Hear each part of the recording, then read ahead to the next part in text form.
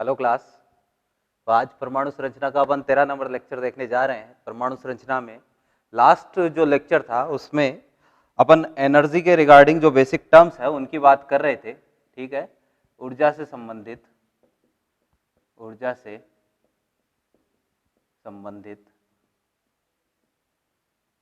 ठीक है कुछ महत्वपूर्ण परिभाषाएं, ये अपना टॉपिक चल रहा है। ठीक है, एक बार वापस से मैं आपको जल्दी से रिवाइज करवा देता हूं, फिर अपन इसको टॉपिक को आगे बढ़ाते हैं। सबसे पहला मैंने आपको बताया था मूल ऊर्जा स्तर, है ना। इंग्लिश में भी आपको ध्यान में रखना है, ग्राउंड स्टेट, शॉर्ट में क्या बोलेंगे, जीएस। तो मूल ऊर्जा स्तर या ग्राउंड स्टेट का मतलब क्या होता है, जितनी भी एकल इलेक्ट्रॉनिक प्रजातियां होती है, ठीक है, उन सबके लिए एन की वैल्यू कितनी, 1। यानी प्रथम कक्षा को ही अपन क्या बोलते हैं, मूल ऊर्जा स्तर या ग्राउंड स्टेट। प्रथम कक्षा को ही मूल ऊर्जा स्तर या ग्राउंड स्टेट बोलेंगे। समझे बात को। मूल ऊर्जा स्तर का बेसिक मीनिंग होता है कि जहां इलेक्ट्रॉन की ऊर्जा न्यूनतम होती है, स्टेबिलिटी क्या होती है, मैक्सिमम होती है, उसको बोलेंगे मूल ऊर्जा स्तर। तो क्योंकि जितने भी सिंगल इलेक्ट्रॉनिक स्पीसीज है, एकल परमाणुविक एकल इलेक्ट्रॉनिक प्रजातियां जितने भी है, उन सब में इलेक्ट्रॉन हमेशा प्रथम कक्षा में ही चक्कर लगाता है, क्योंकि वहां ऊर्जा सबसे कम होती है। फिर इसके बाद में थी उत्तेजित अवस्था। ठीक है, उत्तेजित अवस्था को अपन ने बोला था एक्साइटेड स्टेट। ठीक है, ES। तो ये क्या होती है, तो n बराबर 1 को छोड़कर बाकी जितने भी होते हैं, ठीक है, 2, 3, 4, 5 अनंत तक जितनी भी है, वो सारी की सारी क्या होती है, उत्तेजित अवस्थाएं होती है ना। और यहाँ एक चीज मैंने आपको बताई थी कि जैसे ये n = 1, ये तो हो गई ग्राउंड स्टेट, बाकी सारी की सारी क्या हो गई, एक्साइटेड स्टेट। ठीक है, n बराबर 2, ये 3, ये 4 और ये 5। n बराबर 2 को क्या बोला था, फर्स्ट एक्साइटेड स्टेट, प्रथम उत्तेजित अवस्था। ठीक है, ये हो गई अपने पास सेकंड एक्साइटेड स्टेट। ठीक है, ये थर्ड एक्साइटेड स्टेट और ये फोर्थ एक्साइटेड स्टेट। ठीक है, तो ऐसे आपको ध्यान में रखना है कि जो n = 2 है वो तो होती है first excited state, n = 3 second, n = 4 third. ठीक है, लगातार ये आगे से आगे चलता जाएगा। अब एक और चीज यहां पर आपको ध्यान में रखनी थी कि अगर मैं बोलूं nवीं उत्तेजित अवस्था, तो कक्षा कौन सी हो जाएगी, n+1वीं कक्षा। ठीक है, एक ऐड कर देना। 11वीं उत्तेजित अवस्था का मतलब 12वीं कक्षा, 13वीं उत्तेजित अवस्था का मतलब 14वीं कक्षा। ठीक है, 5वीं उत्तेजित अवस्था का मतलब 6ठी कक्षा, पहली उत्तेजित अवस्था का मतलब 2री कक्षा। ठीक है, तो ये चीज ध्यान में रखना। फिर तीसरा जो पॉइंट जहां अपन ने क्लास खत्म की थी, उत्तेजन ऊर्जा, ठीक है, या उत्तेजन विभव। ठीक है, इंग्लिश में इसको अपन ने बोला था एक्साइटेशन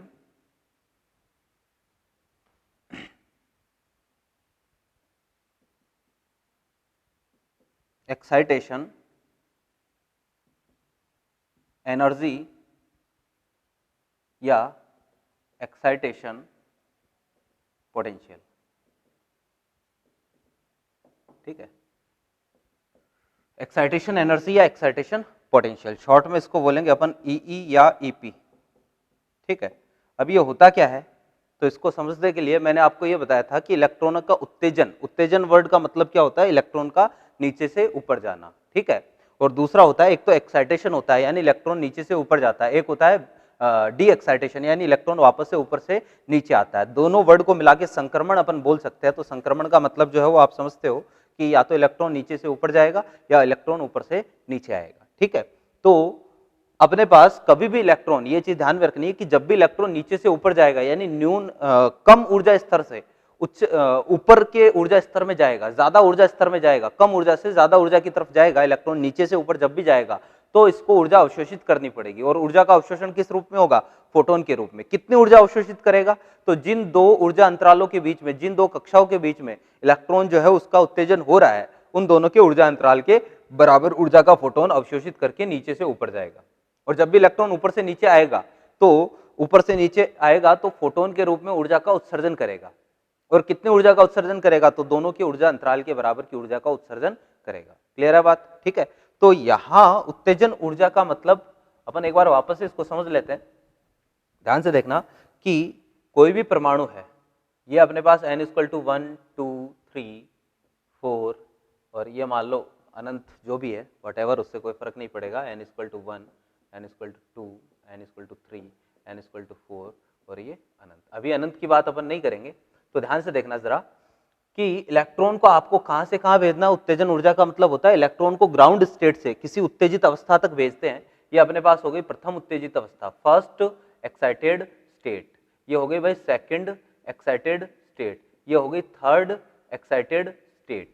ठीक है, तो इलेक्ट्रॉन को ग्राउंड स्टेट से भेजना है कहां, किसी भी उत्तेजित अवस्था तक। अब पहली बार इलेक्ट्रॉन को अगर मैं यहां से यहां पर भेजूं, ठीक है, यानी इलेक्ट्रॉन को प्रथम उत्तेजित अवस्था तक भेजूंगा, प्रथम फर्स्ट एक्साइटेड स्टेट तक भेजूंगा, तो जितनी एनर्जी चाहिए होगी उसको बोलेंगे प्रथम उत्तेजन ऊर्जा। ठीक है ना, तो ये जो एनर्जी चाहिए, ठीक है, इसको बोलूंगा फर्स्ट एक्साइटेशन एनर्जी।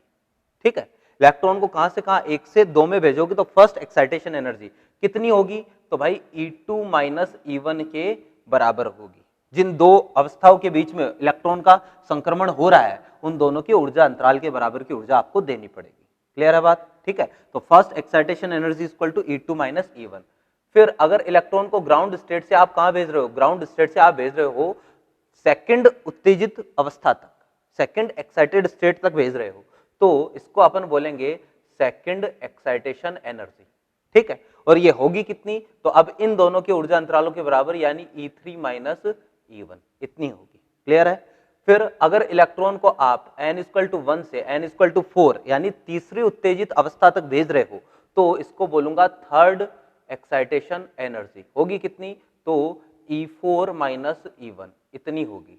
ठीक है, यानी अगर आपको कभी भी कोई भी उत्तेजित अवस्था या कोई भी उत्तेजन ऊर्जा निकालनी है, यानी nth एक्साइटेशन एनर्जी, nवी उत्तेजित अवस्था आपको, nवी उत्तेजन ऊर्जा आपको निकालनी है। ठीक है, तो nवी उत्तेजन ऊर्जा निकालनी है तो क्या करो, En+1 माइनस E1, ये चीज ध्यान में रखना।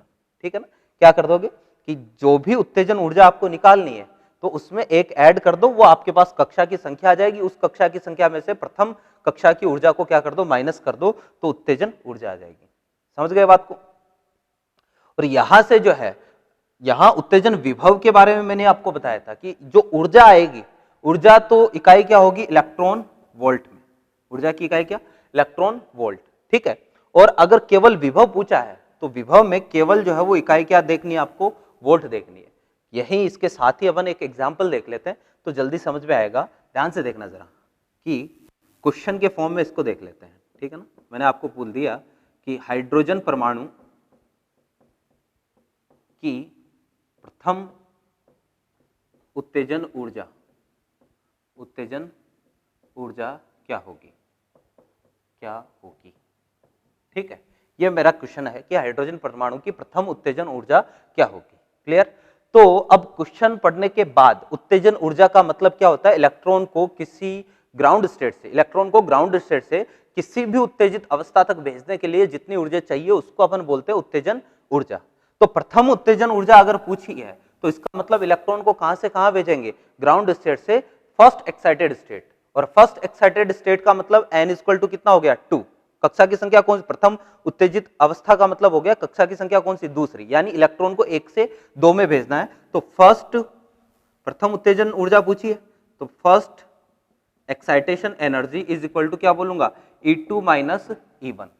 ठीक है, यानी हाइड्रोजन के लिए आपको ये डिफरेंस निकालना है, पहली की ऊर्जा -13.6, दूसरे की -3.4, और इन दोनों का 1 और 2 का डिफरेंस निकालना है। तो इन दोनों का डिफरेंस कितना होता है, इन दोनों का डिफरेंस होता है 10.2 इलेक्ट्रॉन वोल्ट, यानी कि फर्स्ट एक्साइटेशन एनर्जी अपने पास आ गई कितनी, 10.2 इलेक्ट्रॉन वोल्ट। ठीक, यानी कि इलेक्ट्रॉन जो है अगर यहां है, ठीक है, तो इसको जो है वो आपको n इक्वल टू 2 में पहुंचाना है, तो कितनी एनर्जी का फोटोन देना पड़ेगा, 10.2 इलेक्ट्रॉन वोल्ट एनर्जी का फोटोन आपको देना पड़ेगा, तो जाके इलेक्ट्रॉन यहां से यहां जाएगा। ठीक है, अगर इसी क्वेश्चन में मैं आपको पूछता कि हाइड्रोजन परमाणु का प्रथम उत्तेजन विभव क्या होगा, और ऑप्शन कुछ इस तरीके से है। पहला ऑप्शन आपको दे दिया भाई 10.2 इलेक्ट्रॉन वोल्ट, ठीक है, 10.2 इलेक्ट्रॉन वोल्ट। दूसरा आपको दे दिया भाई 10.2 वोल्ट।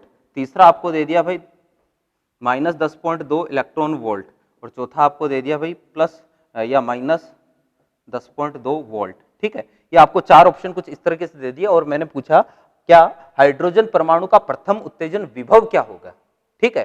तो आप तो वही उत्तेजन ऊर्जा निकालो, उत्तेजन ऊर्जा कितनी आई, 10.2 इलेक्ट्रॉन वोल्ट आई, प्लस में आई क्योंकि दी जाने वाली ऊर्जा है, तो प्लस आई 10.2 इलेक्ट्रॉन वोल्ट, ठीक है। तो अगर विभव पूछा है तो इलेक्ट्रॉन वोल्ट नहीं होगा, केवल वोल्ट, ये होगा 10.2।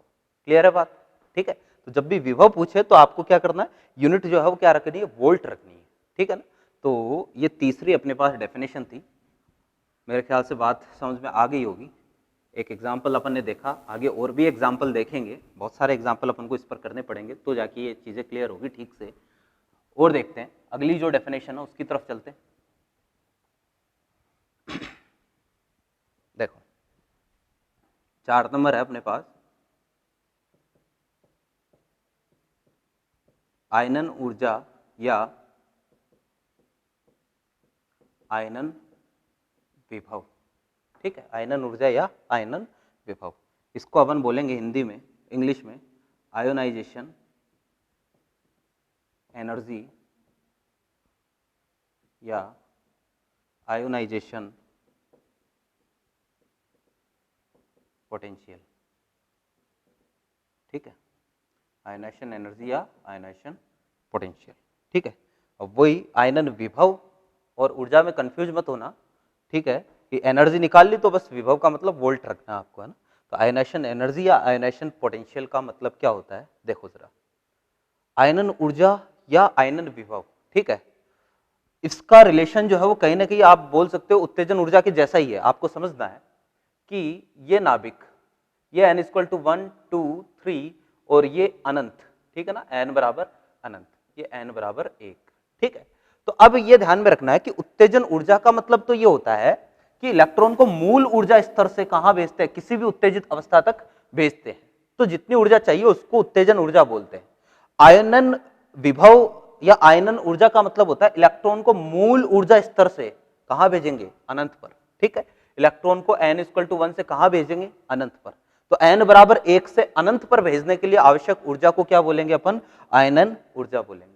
समझे बात को, क्या n बराबर 1 से कहां भेजना है, अनंत पर भेजना है, जितनी ऊर्जा चाहिए होगी उसको अपन को बोलना है क्या, आयनन ऊर्जा, ठीक है। तो मैं डेफिनेशन लिख देता हूं, क्या, इलेक्ट्रॉन को मूल ऊर्जा स्तर से अनंत पर भेजने के लिए आवश्यक ऊर्जा, आवश्यक ऊर्जा का मतलब ये दी जाने वाली ऊर्जा है, आवश्यक ऊर्जा को आयनाइजेशन एनर्जी कहते हैं, ठीक है। अब देखना जरा, ये दी जाने वाली ऊर्जा, आवश्यक ऊर्जा मूल ऊर्जा स्तर से कहां भेजना है, अनंत पर। अनंत का मतलब मैंने लास्ट क्लास में आपको बताया था, अनंत का मतलब क्या होता है, नाभिक से इलेक्ट्रॉन की वो दूरी जहां पर नाभिक का आकर्षण क्या हो जाता है, खत्म हो जाता है, उसी को क्या बोलेंगे अपन, अनंत बोलेंगे। तो इलेक्ट्रॉन को जो है वो 1 से अनंत पर भेजना है। 1 की ऊर्जा कितनी होती है, इसको जो है मैं E1 बोल देता हूं, इसको जो है मैं E अनंत बोल देता हूं। अच्छा बताओ जरा, अनंत की ऊर्जा कितनी होती है, बोलो कि भाई हाइड्रोजन में या किसी भी परमाणु में अनंत की ऊर्जा कितनी, ऊर्जा कैसे निकालते हैं भैया, E बराबर -13.6 Z² बाई n², ऐसे ऊर्जा निकालते हैं। अब आपको अगर अनंत की ऊर्जा निकालनी है तो यहां पर कितना रख दो, अनंत रख दो, तो कितनी हो जाएगी एनर्जी, 0। कोई भी परमाणु हो, अनंत की ऊर्जा कितनी होगी, 0, तो E अनंत बराबर कितना हो गया, 0।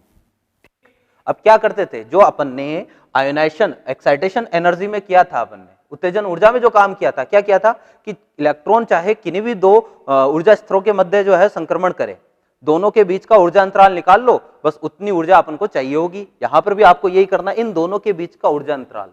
तो ionization energy is equal to, मैं बोलूंगा E अनंत माइनस E1, दोनों के बीच का ऊर्जा अंतराल, ये आयनाइजेशन एनर्जी होगी। क्लियर है बात, E अनंत में से E1 घटा दो, E अनंत हमेशा कितना होता है, 0, तो ionization energy equal to minus of E1, भैया माइनस ऑफ E1, इतनी एनर्जी जो है वो अपन को चाहिए होगी।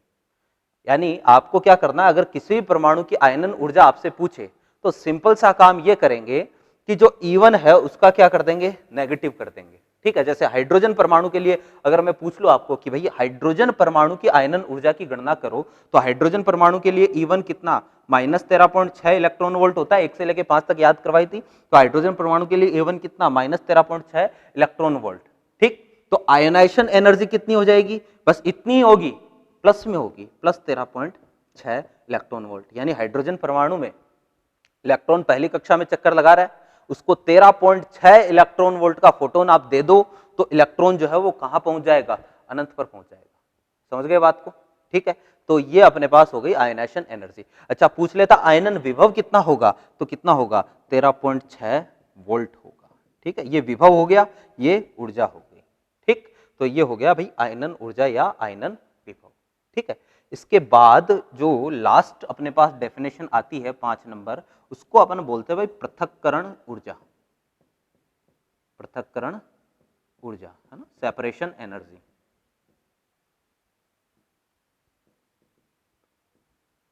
एनर्जी, ठीक है, सेपरेशन एनर्जी ये क्या होती है।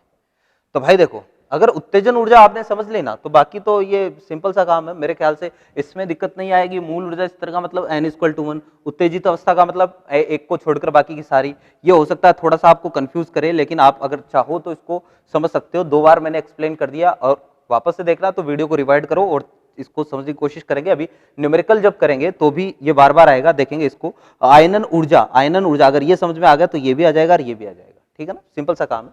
तो देखो जरा ध्यान से, अगला अपने पास है पृथक्करण ऊर्जा, सेपरेशन एनर्जी। ये क्या होता है, तो इसी से रिलेट करते हैं कि भाई इलेक्ट्रॉन को मूल ऊर्जा स्तर से कहां पर पहुंचा दिया, अनंत पर पहुंचा दिया। मूल ऊर्जा स्तर से n=1 से अगर अनंत पर पहुंचाओगे तो इसको तो बोलेंगे अपन आयोनाइजेशन एनर्जी, IE, ठीक।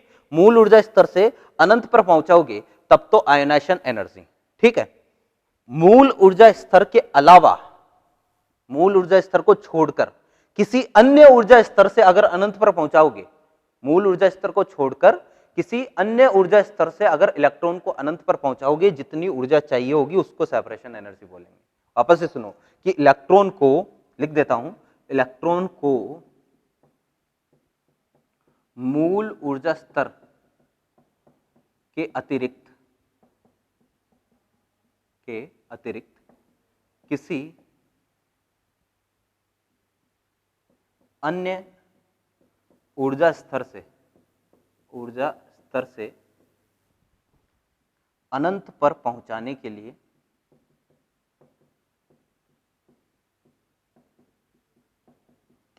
आवश्यक ऊर्जा। समझे बात को, क्या इलेक्ट्रॉन को मूल ऊर्जा स्तर से स्तर के अतिरिक्त, मूल ऊर्जा स्तर के अतिरिक्त किसी अन्य ऊर्जा स्तर से, किसी उत्तेजित अवस्था से, ठीक है ना, अनंत पर पहुंचाने के लिए आवश्यक ऊर्जा, ठीक है। जैसे अगर ये n=1, n=2, n=3 और ये n=4, ठीक। तो अगर n=2 से अनंत पर पहुंचा दिया तो जितनी एनर्जी चाहिए इसको सेपरेशन एनर्जी बोल सकते हैं। n=3 से अनंत पर पहुंचा दिया, जितनी एनर्जी चाहिए इसको सेपरेशन एनर्जी बोल सकते हैं। 4 से पहुंचा दिया तो यानी ये सारी सेपरेशन एनर्जी है, सारी सेपरेशन एनर्जी है। अगर n=1 से पहुंचाओगे अनंत पर तब तो इसको क्या बोलेंगे, तब तो बोलेंगे आयनन ऊर्जा, ठीक है, आयोनाइजेशन एनर्जी। और इसके अलावा बाकी कहीं से भी पहुंचा दो, सेपरेशन एनर्जी। अब देखना जरा, ये जो है वो अपने पास एक्साइटेड स्टेट फर्स्ट, ये है एक्साइटेड स्टेट सेकंड और ये है excited state third. Excited state का मतलब क्या बताया, ये रहा उत्तेजित अवस्था, ठीक है। तो अगर प्रथम उत्तेजित अवस्था से इलेक्ट्रॉन को अनंत पर लेके जाते हो तो इसको बोलेंगे सेपरेशन एनर्जी फर्स्ट, ठीक। द्वितीय उत्तेजित अवस्था से लेके जाते हो तो सेपरेशन एनर्जी सेकंड, तृतीय से लेके जाते हो तो सेपरेशन एनर्जी थर्ड। यानी जिस उत्तेजित अवस्था से इलेक्ट्रॉन को अनंत पर लेके जा रहे हैं, सेपरेशन एनर्जी का नाम अगर रखना हो तो उसी उत्तेजित अवस्था के आधार पर सेपरेशन एनर्जी का नाम अपन रखेंगे। क्लियर है बात, ठीक है, कि फर्स्ट उत्तेजित अवस्था, प्रथम उत्तेजित अवस्था से अगर अनंत पर लेके गए तो उसको प्रथम पृथक्करण ऊर्जा बोलेंगे। द्वितीय उत्तेजित अवस्था से लेके गए तो उसको द्वितीय पृथक्करण ऊर्जा बोलेंगे। तीसरी से लेके गए तो तीसरी पृथक्करण ऊर्जा हो जाएगी, ठीक है। तो देखो जरा कि यहां से सेपरेशन एनर्जी फर्स्ट अगर मैं ये निकालना चाहूं तो कैसे निकालूंगा, देखो जरा, सेपरेशन एनर्जी फर्स्ट, क्योंकि ऊर्जा अंतराल के बराबर ऊर्जा चाहिए, ठीक। तो सेपरेशन एनर्जी फर्स्ट का मतलब क्या हो गया, E अनंत माइनस E2, ठीक है। और E अनंत कितना है, 0 है, तो कितनी हो गई, minus of E2। Separation energy second, separation energy second का मतलब n बराबर 3 से अनंत पर जाएगा तो कितना हो जाएगा ये minus of E3। Separation energy third minus of E4। ठीक है, ऐसे ही आगे आगे चलूं, सेपरेशन एनर्जी nth nवी पृथक्करण ऊर्जा, यानी क्या कर दूं, एक ऐड कर दो माइनस ऑफ En+1, खत्म बात। ये लो nवी सेपरेशन एनर्जी, यानी एक ऐड कर दो और जो भी कक्षा है उसका क्या कर दो, नेगेटिव कर दो, तो सेपरेशन एनर्जी पृथक्करण ऊर्जा आ जाएगी। ठीक है, तो ये 5 डेफिनेशन है जो एनर्जी से संबंधित है। ठीक है ना, इलेक्ट्रॉन नीचे से ऊपर जाएगा, ऊपर से नीचे आएगा, तो किस तरीके से कितनी ऊर्जा को कैसे कैसे अपन जो है वो क्लासिफाई कर सकते हैं, कौन कौन से टर्म न्यूमेरिकल में बार बार काम में आ सकते हैं, उन सब की बात अपन ने यहाँ कर ली। ठीक है ना, अब देखो क्वेश्चन में इनको कैसे काम में लेंगे, ठीक है ना, वो अपन बात कर लेते हैं। देखना जरा कि क्वेश्चन कैसे आएगा, क्योंकि जो भी चीज अपन ने पढ़ी है अपन को ये नहीं पता है कि क्वेश्चन कैसे बनता है, तो उसका कोई मतलब नहीं है।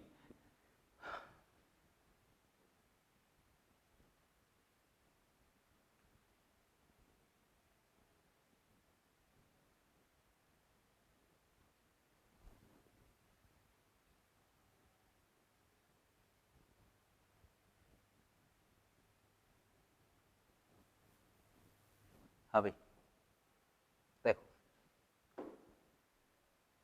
क्वेश्चन है, एक साथ लिख देते हैं, है ना। निम्न की गणना कीजिए। ठीक है, 4-5 क्वेश्चन एक साथ लिख रहा हूं। सबसे पहला है Li+2 की द्वितीय उत्तेजित अवस्था की ऊर्जा। दूसरा है He+ की तृतीय तथा हाइड्रोजन की द्वितीय उत्तेजित अवस्थाओं की ऊर्जाओं का अनुपात, ये कैलकुलेट करना है। ठीक है, तीसरा अपने पास है क्वेश्चन Li+2 की आयनन ऊर्जा, ये कैलकुलेट करनी है। चौथा आपको क्वेश्चन दे दिया हाइड्रोजन की तृतीय पृथक्करण ऊर्जा, ये कैलकुलेट करनी है। ठीक है, पांचवा आपको दे दिया He+ की तीसरी तथा Li+2 की दूसरी पृथक्करण ऊर्जाओं का अनुपात। ठीक है, ये इतने क्वेश्चन है। ठीक है, 5 क्वेश्चन एक बार लेते हैं, इनको सॉल्व करते हैं पहले, बाद में और देखेंगे एग्जाम्पल। ठीक है ना, तो देखो जरा, निम्न की गणना कीजिए, एक एक को चेक करते हैं। ठीक है, क्योंकि इसी तरह से क्वेश्चन जो है वो आपको पूछा जाएगा। मैंने कहा कि बार बार एनर्जी के रिगार्डिंग ये जो टर्म है ये क्वेश्चन में आएगी। तो पहला क्वेश्चन अपन देखते हैं, क्या बोला है, Li+2 की द्वितीय उत्तेजित अवस्था की ऊर्जा। ठीक है, अब ये उत्तेजित अवस्था को ध्यान से समझना। ठीक है, तो आपको केवल इतना पहचानना है कि द्वितीय उत्तेजित अवस्था का मतलब n का मान कितना है। ठीक है, तो अगर मैं बोलता मूल ऊर्जा स्तर, तो मूल ऊर्जा स्तर में तो n का मान कितना होता है 1। प्रथम उत्तेजित अवस्था का मतलब n का मान 2, द्वितीय उत्तेजित अवस्था का मतलब n की वैल्यू 3। एक ऐड कर दो, जो भी उत्तेजित अवस्था पूछ दी है क्वेश्चन में, अगर n की वैल्यू निकाल ले तो एक जोड़ दो उसमें, तो इसका मतलब n की वैल्यू कितनी है, 3। ठीक, Z जो है वो आपको पता ही है लिथियम के लिए कितना होता है, 3। तो एनर्जी पूछी है यानी E3 पूछा, -13.6 Z² बाई n²।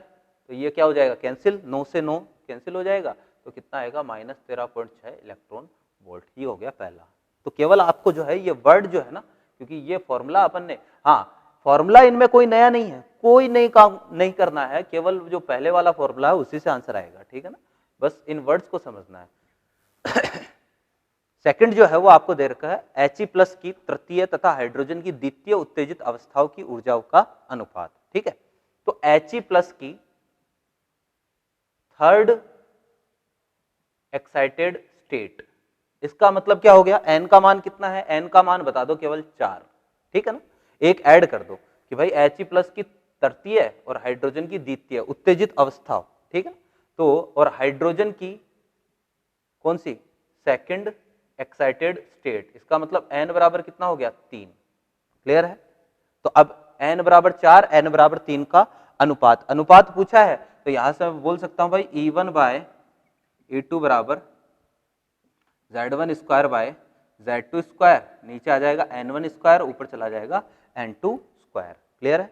तो E1/E2, ठीक है ना, तो ध्यान से देखना जरा, ये निकालना मेरे को, E1/E2 निकालना है, यानी He+ की तो चौथी की ऊर्जा, तो इसको E4 He+ बोल देता हूं, और इसको E3 हाइड्रोजन बोल देता हूं, ठीक है। तो Z1 जो है हीलियम के लिए Z कितना 4, मतलब Z स्क्वायर 4 हो जाएगा, और Z2 जो है हाइड्रोजन के लिए कितना हो जाएगा 1, ठीक है। N1 कितना हो जाएगा भाई 16, इसका स्क्वायर 4 का स्क्वायर 16, और इसका स्क्वायर कितना हो जाएगा 9, ठीक है। E3 दे रखा है ना, N3 दे रखा है तो 9, ठीक है। तो ये आ गया अपने पास कितना 36/16, ठीक है। तो इसको और ज्यादा सॉल्व कर लो जहां तक होता है, तो ये अपने पास रेशियो आ गया एनर्जी का, ठीक है। तो सिंपल सा काम, केवल जो ये वर्ड है ये अपन को समझना, बाकी ये फॉर्मूला जो है वो पहले अपना पढ़ा हुआ है, ठीक है। तो ये हो गया, ये हो गया। फिर तीसरा देखते हैं Li+2 की आयनन ऊर्जा, ठीक है। आयनन ऊर्जा का मतलब क्या होता है, ionization energy minus of E1, electron को मूल ऊर्जा स्तर से कहां पहुंचाने के लिए, अनंत पर पहुंचाने के लिए आवश्यक ऊर्जा को क्या बोलते हैं, आयनाइजेशन एनर्जी बोलते हैं। तो माइनस ऑफ E1 के ये बराबर होती है, तो ionization energy equal to negative of E1, यानी लिथियम के लिए Li+2 के लिए आपको E1 निकालना है, ठीक है।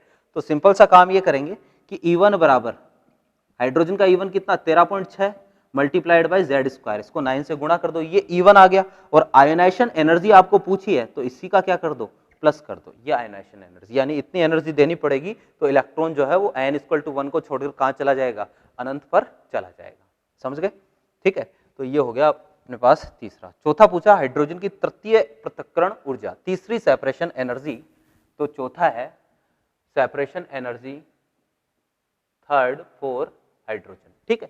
तो तीसरी सेपरेशन एनर्जी का मतलब क्या है, इलेक्ट्रॉन को तीसरी उत्तेजित अवस्था से कहां लेके जाएंगे, अनंत पर, तीसरी उत्तेजित अवस्था से अनंत पर। तो इसका मतलब E अनंत माइनस तीसरी उत्तेजित अवस्था का मतलब n का मान कितना, एक ऐड कर दो 4, यानी E अनंत माइनस E4, क्लियर। E अनंत कितना होता है 0 और माइनस ऑफ E4, ठीक है। अब हाइड्रोजन का E4 कितना होता है, याद करवाया था कितना 0.85, ठीक है ना, तो ये हो जाएगा प्लस 0.85 इलेक्ट्रॉन वोल्ट, ये होगी separation energy third for hydrogen, ठीक। फिर पांचवा जो आपको दे रखा है क्वेश्चन कि भाई He+ की तीसरी तथा Li+2 की दूसरी पृथक्करण ऊर्जाओं का अनुपात, ध्यान से देखना, सेपरेशन एनर्जी थर्ड किसके लिए, He+ के लिए He+ डिवाइड बाय Li+2 की दूसरी सेपरेशन एनर्जी सेकंड किसके लिए, Li+2, ठीक है, खत्म। अगर इतना पहचान लिया, इसका मतलब थर्ड सेपरेशन एनर्जी का मतलब इलेक्ट्रॉन को चौथी उत्तेजित अवस्था से तीसरी उत्तेजित अवस्था से अनंत पर पहुंचाओगे, ठीक है। तो ये क्या आ जाएगा अपने पास E अनंत माइनस, ठीक है। अब तीसरी उत्तेजित अवस्था का मतलब वही n का मान कितना, एक ऐड कर दो 4, E अनंत माइनस E4, और यहां पर E अनंत माइनस दूसरी उत्तेजित अवस्था से कहां पर पहुंचाओगे, अनंत पर। दूसरी उत्तेजित अवस्था का मतलब n का मान कितना 3, तो माइनस E3, ठीक है। E अनंत यहाँ 0 और यहाँ भी E अनंत कितना हो गया 0, तो माइनस माइनस कैंसिल, E4/E3, तो E4 और E3 का जो ऊर्जा का अनुपात आएगा वो ही सेपरेशन एनर्जी का रेशियो होगा। अब ये चीज अपन आसानी से निकाल सकते हैं क्या, कि हाइड्रोजन की चौथी और हीलियम की चौथी और Li+2 की तीसरी कक्षाओं की ऊर्जाओं का अनुपात अपन को निकालना है, ठीक है ना। तो किसी भी कंडीशन में कभी भी ऊर्जाओं का अनुपात निकालना होता है तो अपन ये वाला तरीका काम में लेते हैं जो ऊर्जा का अनुपात आएगा वो ही किसका अनुपात होगा, सेपरेशन एनर्जी का अनुपात होगा। तो E4 upon E3 is equal to, ये फॉर्मूला लगाते हैं Z1 square by Z2 square, तो E4 तो किसका, He प्लस का, तो Z1 कितना हो जाएगा 4, ठीक है, अपॉन Z2 स्क्वायर, तो Li प्लस 2 का कितना हो गया ये 9 डिवाइड बाई, ठीक है, E1 इसका स्क्वायर कर दो कितना हो जाएगा 16, ठीक है, और इसका स्क्वायर कितना हो जाएगा 9, 9 9 कैंसिल, ये कितना आएगा भाई, ये आएगा अपने पास 1/4। This is the ratio of separation energy, ये अपने पास पृथक्करण ऊर्जाओं का अनुपात आ गया, क्वेश्चन नंबर 5, ठीक है। तो इस तरीके से जो है वो क्वेश्चन में बार बार ये वर्ड जो है वो काम में आएंगे, ठीक है। और देखते हैं एक दो क्वेश्चन और इस पर करते हैं, देखो इसको मिटा रहा हूं भाई, ठीक है ना।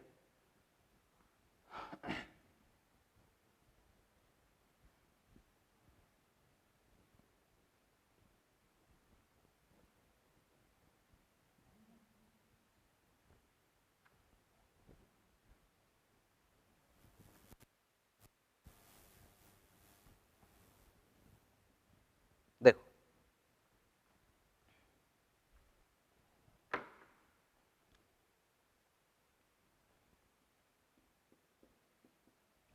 अपना क्वेश्चन है Li प्लस 2 की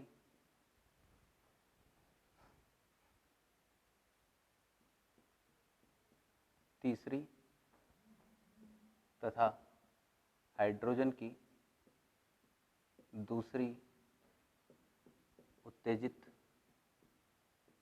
अवस्थाओं की ऊर्जाओं का अंतर क्या होगा। इस बार क्या पूछ लिया, अंतर पूछ लिया, सिंपल सा काम है, कोई नया काम नहीं करना है, बस आपको ये जो वर्ड लिखे हैं ना उत्तेजित अवस्था, इसको पहचानना है। तो Li प्लस 2 की कौन सी, थर्ड एक्साइटेड स्टेट, ठीक है, इसकी ऊर्जा में से आपको माइनस करना है हाइड्रोजन की सेकंड एक्साइटेड स्टेट एनर्जी, ठीक है ना, ये आपको काम करना है, सिंपल सा काम है।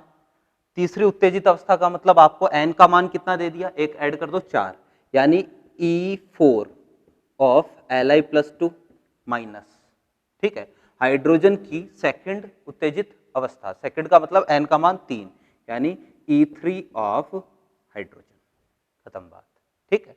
और ये काम अपन आसानी से कर सकते हैं, सिंपल सा काम है, अपन को डेटा याद है। E4 भाई देखो किसी की भी कोई भी ऊर्जा निकालनी है, जैसे आपको Li प्लस 2 की चौथी कक्षा की ऊर्जा निकालनी है, तो हाइड्रोजन की चौथी कक्षा की ऊर्जा कितनी होती है, माइनस का 0.85 इतनी होती है, मल्टीप्लाई कर दो इसको किससे, इसके जेड स्क्वायर से, ये लो, ये E4 ऑफ Li प्लस 2 आ गया sorry, minus E3 of hydrogen, तो इसके लिए E3 कितना होता है, इसके लिए E3 अपने पास होता है हाइड्रोजन का E3 कितना होता है, माइनस का 1.51, खत्म बात, सॉल्व कर लेते हैं इसको जितना भी आता है, ठीक है। तो ये माइनस माइनस क्या हो जाएगा, प्लस 1.51 माइनस का 0.85, ठीक है, तो ये कितना आएगा अपने पास 4 बच गया 7.65, ठीक है ना। तो आप इसको माइनस कर लो, यही अपना क्या है आंसर है, ठीक। तो इस तरह के क्वेश्चन जो है वो आपसे पूछ सकता है, ठीक है। फिर देखो एक क्वेश्चन और करते हैं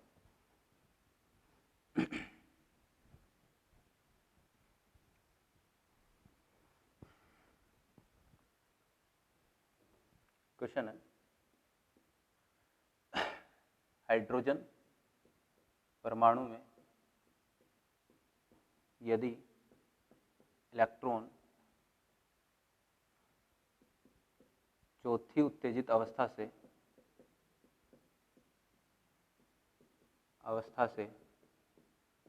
मूल ऊर्जा स्तर में संक्रमित होता है तो उत्सर्जित फोटोन की ऊर्जा क्या होगी, ठीक है। ये क्वेश्चन आपको करना है, तो उत्सर्जित फोटोन की ऊर्जा क्या होगी। हाइड्रोजन परमाणु में यदि इलेक्ट्रॉन चौथी उत्तेजित अवस्था से कहाँ गया, मूल ऊर्जा स्तर में आ गया, ठीक है ना। अब बस इसमें केवल आपको समझना है कि 1 2 3 4 और ये 5, ये हाइड्रोजन परमाणु n बराबर 1 2 3 4 और ये 5। मूल ऊर्जा स्तर का मतलब कहाँ आ रहा है इलेक्ट्रॉन, n बराबर 1 में आ रहा है। चौथी उत्तेजित अवस्था, चौथी का मतलब n बराबर 5, यानी 5 से कहाँ आ रहा है, 1 में आ रहा है। ऊपर से नीचे आता है तो फोटोन क्या होता है, उत्सर्जित होता है। और इस उत्सर्जित फोटोन की ऊर्जा कितनी होती है, इस उत्सर्जित फोटोन की ऊर्जा होती है इन दोनों के ऊर्जा अंतरालों के बराबर, यानी क्या लिखूंगा, E5 माइनस E1, इतनी ऊर्जा का फोटोन जो है वो उत्सर्जित होगा। सिंपली अपन को डेटा पता है, ये -13.6 होता है और ये कितना होता है, माइनस का 0.54 होता है। खत्म बात। तो क्या कर दूंगा भाई, डायरेक्टली आप जो है 13.6 में से 13.6 और ये 0.54, ये कितना आएगा भाई, 60, ये लो, खत्म बात। कितना, 13.06 इलेक्ट्रॉन वोल्ट, इतनी एनर्जी का फोटोन जो है वो क्या होगा, एमिट होगा। अगर 5 से कहाँ आएगा, 1 में आएगा। समझ गए बात को, ठीक है ना। तो ध्यान ये रखना है कि जब भी इलेक्ट्रॉन, अच्छा अगर ये बोलता कि 1 से 5 में संक्रमित हो रहा है, 1 से 5 में यानी नीचे से ऊपर जा रहा है, तो यहाँ पर उत्सर्जित की जगह क्या हो जाता, अवशोषित फोटोन आ जाता, ठीक है ना। तो इतना ध्यान में रखना है। समझ गए बात को। इस तरीके के क्वेश्चन जो है वो आपसे पूछ सकता है ऊर्जा से संबंधित, ठीक है। अब मैं आपको एक काम कर रहा हूं, ऊर्जा से संबंधित कुछ क्वेश्चन जो है वो मैं आपको बता रहा हूं जो आपको स्टेज में करने हैं, ठीक है। और स्टेज फर्स्ट में जितने भी एनर्जी के रिगार्डिंग अब तक अपने कोई बात नहीं कर रही है, ठीक है ना। इससे पहले जो क्वेश्चन मैंने आपको बताए थे वो किससे संबंधित थे, वो त्रिज्या से संबंधित थे, वो इलेक्ट्रॉन के किसी और कक्षा में वेग से संबंधित थे। तो ये क्वेश्चन अपने पहले देख लिए थे। अब एनर्जी से रिलेटेड, केवल एनर्जी से, जो आज की क्लास में और कल की क्लास में अपन ने पढ़ा है, ठीक है, उससे रिलेटेड क्वेश्चन मैं आपको टिक करवाने जा रहा हूं। स्टेज फर्स्ट जो क्वेश्चन आपको करने हैं, ठीक है, उनमें सबसे पहले स्टेज फर्स्ट क्वेश्चन नंबर 30, ठीक है, क्वेश्चन नंबर 30, क्वेश्चन नंबर 31, 30, 31, फिर इसके बाद में क्वेश्चन नंबर 35, 36, ठीक है, 39, क्वेश्चन नंबर 39, फिर इसके बाद में क्वेश्चन नंबर 39 के बाद में क्वेश्चन नंबर 44 से लेकर क्वेश्चन नंबर 58, ठीक है, क्या 44 से लेके 58 स्टेज फर्स्ट, क्वेश्चन नंबर 44 से लेके 58। तो 44 से लेके 58 तक के जितने भी क्वेश्चन है, ये सारे के सारे जो 5 डेफिनेशन अपन ने पढ़ी है ना, केवल इनसे संबंधित ही है, ठीक है। तो स्टेज फर्स्ट में क्वेश्चन नंबर 44 से लेके 58 तक के क्वेश्चन आप बिल्कुल कर दें, ठीक है ना। कोई डाउट आए तो बिल्कुल आप व्हाट्सएप के जरिए संपर्क करें, आपका डाउट बिल्कुल सीएलसी सॉल्व करेगी, ठीक है। फिर इसके बाद में स्टेज सेकंड, ठीक है, स्टेज सेकंड में कौन से क्वेश्चन आपको करने हैं बता देते हैं। स्टेज सेकंड में क्वेश्चन नंबर आपको करना है 11, 11 के बाद में क्वेश्चन नंबर 13, ठीक है। 13 का क्वेश्चन जो है वो वैसे मैं बता चुका हूँ आपको बोर्ड पे कल की क्लास में, जो मैंने आपको बताया था, ठीक है ना, कि E1 ऑफ हाइड्रोजन जो है वो बराबर होता है E2 ऑफ हीलियम के, वो बराबर होता है E3 ऑफ लिथियम के बराबर E4 ऑफ बेरिलियम प्लस 3 के, ठीक है ना। तो ये वही क्वेश्चन है, क्वेश्चन नंबर 13 पहले बात हो चुकी है। फिर इसके बाद में क्वेश्चन नंबर 15, 15 नंबर क्वेश्चन करना है आपको, ठीक है।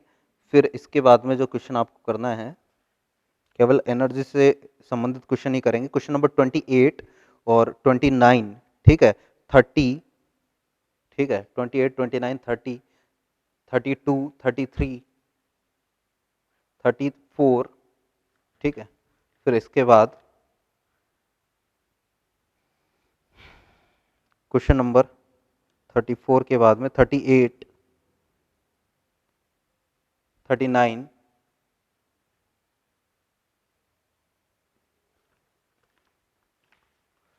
फिर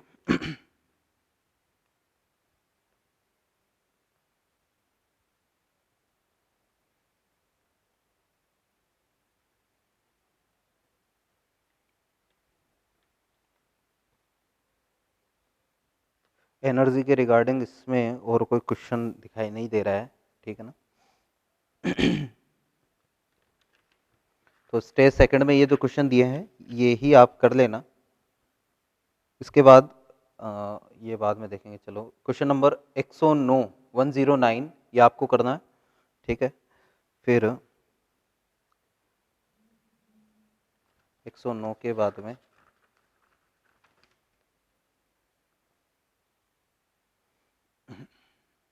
ठीक है भाई, 109 के बाद में क्वेश्चन नंबर 148, स्टेज सेकंड की बात कर रहे हैं, क्वेश्चन नंबर 148 ये कर लेना। फिर क्वेश्चन नंबर 152 ये भी आप कर सकते हो, पहले बता चुका हूँ, पहले आ चुका है ये तो, प्लांक क्वांटम थ्योरी का क्वेश्चन है 152, ठीक है ना, तो ये भी कर लेना। फिर इसके बाद स्टेज सेकंड में इतने ही क्वेश्चन करने हैं, ठीक है। स्टेज थर्ड में एक बार आपको कोई क्वेश्चन में टिक नहीं करवा रहा हूँ, स्टेज थर्ड में कोई क्वेश्चन मत करना, स्टेज फोर्थ में आ जाओ। स्टेज फोर्थ में एनर्जी के रिगार्डिंग जो क्वेश्चन करने हैं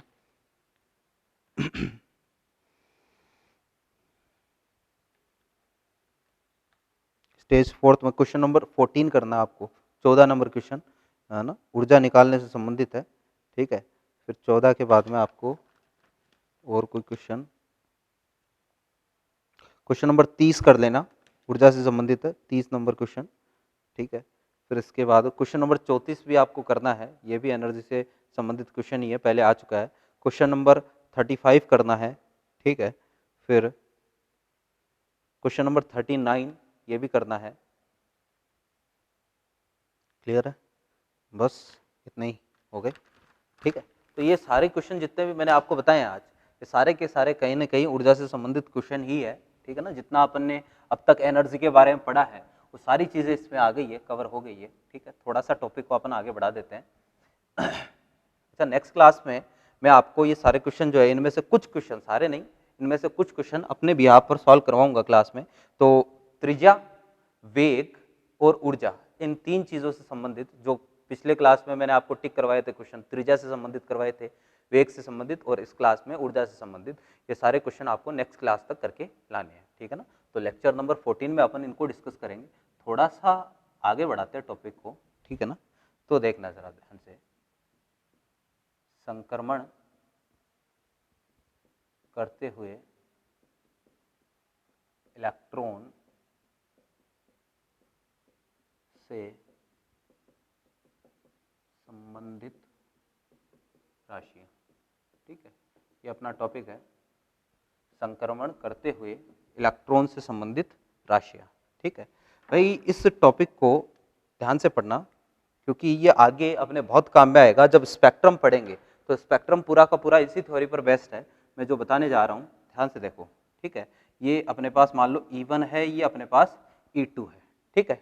तो ध्यान से देखना कि संक्रमण का मतलब मैं अब लूंगा इलेक्ट्रॉन अपना ऊपर से नीचे आ रहा है, इतनी देर देख रहे थे नीचे से ऊपर भेजने के लिए, जितनी कुछ नहीं है, नीचे से ऊपर जाएगा तो अवशोषित करेगा, और एनर्जी अवशोषित करेगा किस रूप में, फोटोन के रूप में। नीचे से ऊपर जाएगा तो फोटोन के रूप में ऊर्जा अवशोषित करेगा, ऊपर से नीचे आएगा तो फोटोन के रूप में ऊर्जा उत्सर्जित करेगा।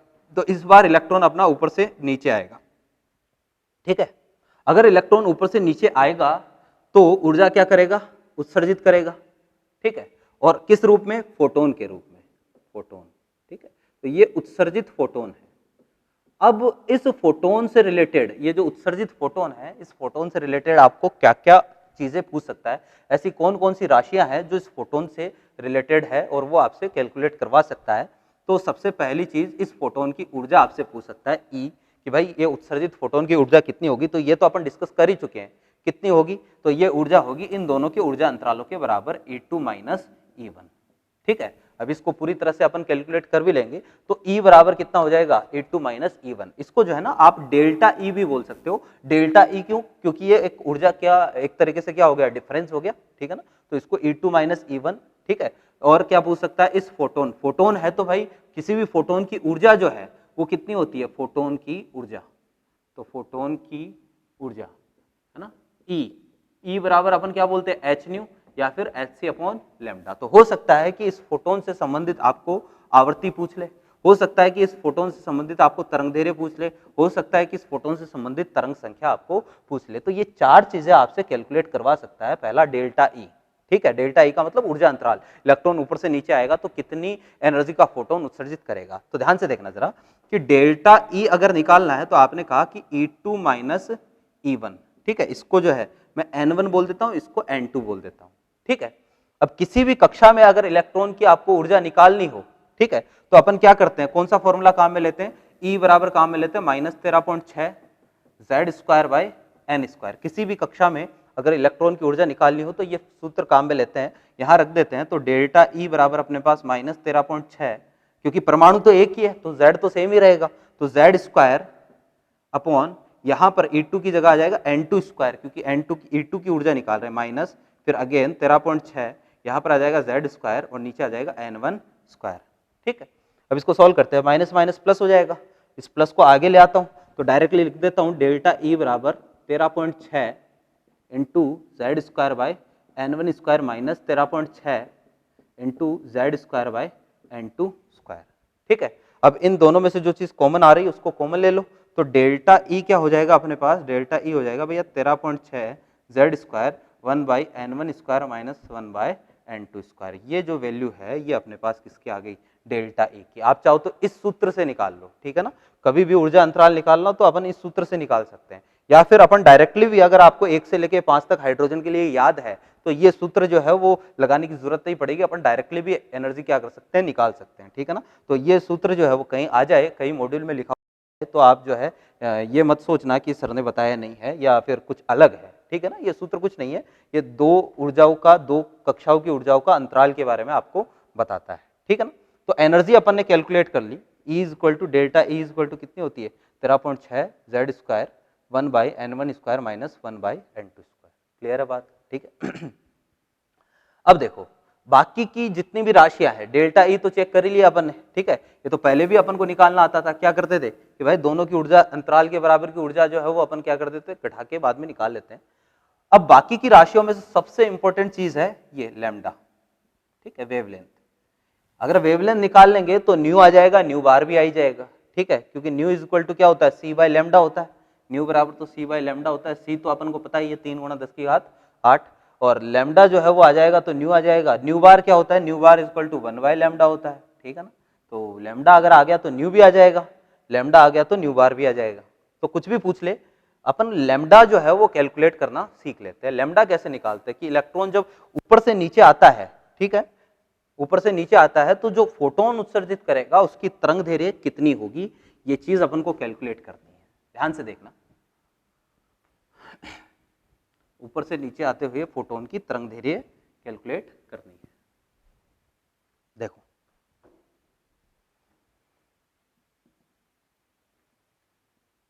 भाई ये है अपने पास केस ऐसा, ये N1 ये N2, ये ऊपर से नीचे आ रहा है, ये फोटोन है, मान लो इसकी तरंग दैर्घ्य जो है वो कितनी है, लैम्डा है, ठीक है, या इसकी ऊर्जा जो है वो कितनी है, E ऊर्जा का फोटोन जो है ये उत्सर्जित कर रहा है, और E बराबर क्या होता है, फोटोन की ऊर्जा hc अपॉन लैम्डा होता है। ठीक है, तो ये जो फोटोन है अपने पास, ये फोटोन है, फोटोन, इसकी ऊर्जा E बराबर hc अपॉन लैम्डा, लैम्डा अपन को निकालना है।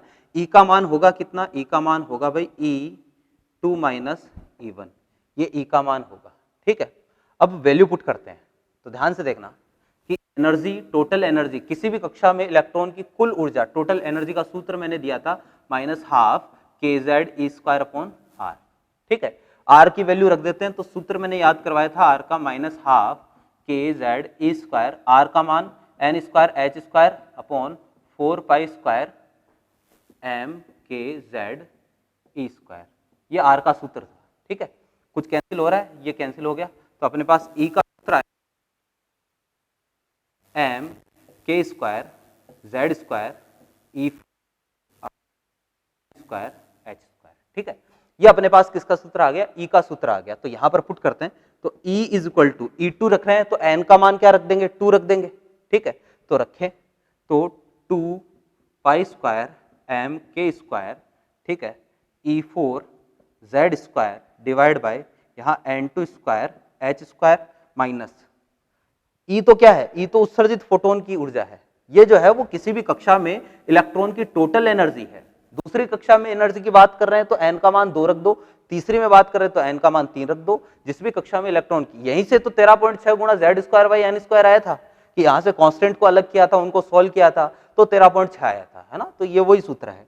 माइनस, फिर वापस से रखते हैं -2 पाई स्क्वायर, अच्छा एनर्जी जो है वो माइनस में आएगी, 2 pi square m k square E4 z square upon यहाँ N1 स्क्वायर और एच स्क्वायर। क्लियर है बात? माइनस माइनस क्या हो गया, प्लस हो गया। तो ई बराबर अपने पास आ गया भाई 2 पाई स्क्वायर एम के square E 4 Z square upon H square. ठीक है, मैं क्या कर रहा हूँ, इसको पूरे को कॉमन लेके बाद में सॉल्व कर रहा हूँ, तो अंदर क्या बचेगा 1 by N one square minus 1 by N two square, ये अंदर बच गया। ठीक है, कॉमन ले लिया मैंने। ठीक, अब देखना जरा, E बराबर, E क्या है, उत्सर्जित फोटोन की ऊर्जा है। ठीक है, तो E बराबर क्या है, एच सी अपॉन लेमडा। तो E का मान रख देता हूँ H C upon lambda is equal to 2 pi square M के square E 4 Z square upon H square और 1 by N one square minus 1 by N two square. Clear है? ठीक है, अब लेमडा निकालना था तो H और C को इधर भेज दो, तो इधर भेज देते हैं H और C को। तो अपने पास इसको मिटा देता हूँ, जैसे ही H और C को इधर भेजूंगा तो इधर आएगा 1 by lambda is equal to 2 pi square M के square E 4 Z square upon H cube into C अंदर 1 by N one square minus 1 by N two square. ठीक है, अब एक चीज देखना, ये जो बाहर वाली चीज है इसमें z को छोड़कर बाकी सारी चीजें कांस्टेंट है। ठीक है, और ये जो कांस्टेंट आया है, यानी ये जो कांस्टेंट है इसको एक नाम दिया जाता है, इसको बोलते हैं आर। ठीक, आर का नाम होता है, आर को बोलते हैं भाई रिडबर्ग नियतांक। और ये है क्या रिडबर्ग नियतांक, तो ये है भाई 2 पाई स्क्वायर एम के square E 4 H cube into सी। ठीक है, तो इसको मैं ऐसा बोल सकता हूं 1 by lambda is equal to R Z square 1 by N one square minus 1 by N two square. ये इक्वेशन आई है अपने पास लेमडा निकालने के लिए। यहां से अपन क्या कर सकते हैं, लेमडा निकाल सकते हैं। आपको ये बताएगा इलेक्ट्रॉन जो है वो किन दो कक्षाओं के बीच में स्थानांतरित हो रहा है, किन दो कक्षाओं के बीच में इलेक्ट्रॉन का संक्रमण हो रहा है, यानी n1 n2 का मान आपके पास होगा। किस परमाणु में हो रहा है, हाइड्रोजन हीलियम लिथियम किस परमाणु में हो रहा है, यानी Z का मान आपके पास होगा। अब R का मान कितना होता है, तो R का मान जो है ये होता है 109 700 सेंटीमीटर इनवर्स, ये R का मान होता है, रिडबर्ग नियतांक का मान होता है। लेकिन R का ये मान अपन को कभी भी काम में नहीं लेना है, आपको जो है 1 बाई आर का मान ध्यान रखना है, और ये होता है 912 एंगस्ट्रॉम। ठीक है, 1 बाई आर का मान ध्यान में रखेंगे 912 एंगस्ट्रॉम। ये वाला मान जो है वो काम में नहीं लेंगे अपन, 1/r का मान काम में लेना है। यहां से r बराबर कितना आ जाएगा 1/912। क्लियर है बात? तो 1/r का मान ध्यान रखो कितना, 912 एंगस्ट्रॉम। तो 1/r 912 जब रखोगे ये वाला काम में आएगा, तो लेमडा का मान किसमें आएगा, लेमडा का मान इसमें एंगस्ट्रॉम में आएगा। ठीक है, लेमडा क्या है, तरंग धैर्य है। तरंग धैर्य की इकाई जो भी लंबाई की इकाई होती है वही तरंग धैर्य की इकाई होती है। यहां अगर r का मान 109 700 रख दोगे तो लेमडा का मान जो है वो किसमें आएगा, सेंटीमीटर में आएगा। समझ गए बात को? अब देखना जरा कि ये जो फॉर्मूला है ये अपन काम में लेंगे तो इसमें थोड़ी सी कैलकुलेशन ज्यादा रहेगी। क्यों? क्योंकि पहले तो इनका एलसीएम लो, एलसीएम लेके माइनस करो, फिर इसको जो है वो अपोजिट करके इसको डिवाइड करना पड़ेगा। तो एक काम कर रहे हैं, इसको क्या कर रहा हूं, सॉल्व कर रहा हूं थोड़ा सा। तो 1 by lambda is equal to अपने पास आ गया आर जेड स्क्वायर। ठीक है, इस ब्रैकेट को थोड़ा सा सॉल्व कर लेते हैं। तो नीचे LCM n1 square n2 square, ऊपर अपने पास n2 square minus n1 square आएगा। अब इसको क्या कर दो, उल्टा कर दो। जैसे मैं इसको उल्टा करूंगा तो अपने पास लेमडा इज इक्वल टू आ जाएगा, देखना जरा, n1 square n2 square upon n2 square minus n1 square, और यहां पर 1 बाई आर जेड स्क्वायर। तो अब एक चीज, ये वाला जो फॉर्मूला है, जब भी आपको लैम्डा कैलकुलेट करना हो, ऊपर से नीचे इलेक्ट्रॉन आ रहा है, ठीक है, किसी भी उत्तेजित अवस्था से कहीं भी इलेक्ट्रॉन आ रहा है, तो आपको लैम्डा कैलकुलेट करने के लिए यही सूत्र काम में लेना है। समझे बात को? क्यों? दो फायदे हैं, एक तो कैलकुलेशन कम करनी पड़ेगी, 1 बाई लैम्डा नहीं निकालना पड़ेगा। दूसरा जो है यहाँ 1 बाई आर आ रहा है, तो 1 बाई आर का डायरेक्टली वैल्यू आपको पता है कितनी होती है, 912 एंगस्ट्रॉम। तो 1 बाई आर की डायरेक्टली वैल्यू पुट करेंगे 912, तो यहां से लैम्डा का मान डायरेक्टली आ जाएगा। बहुत ही कम कैलकुलेशन अपन को करनी पड़ेगी। समझ गए बात को? तो अगर लैम्डा आ गया है तो बाकी सारी चीजें तो आ ही जाएगी, फ्रीक्वेंसी आ जाएगी, ठीक है ना।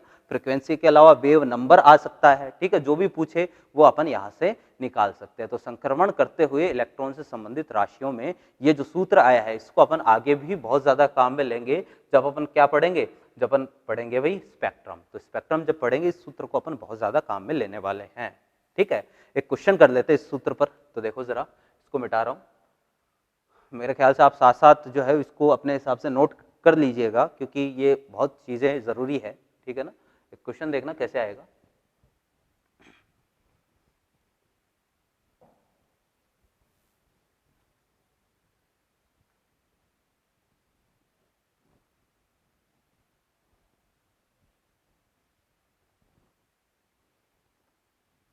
क्वेश्चन अपना है, हाइड्रोजन परमाणु में इलेक्ट्रॉन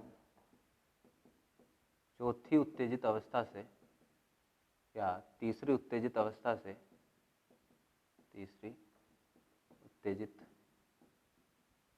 से प्रथम उत्तेजित अवस्था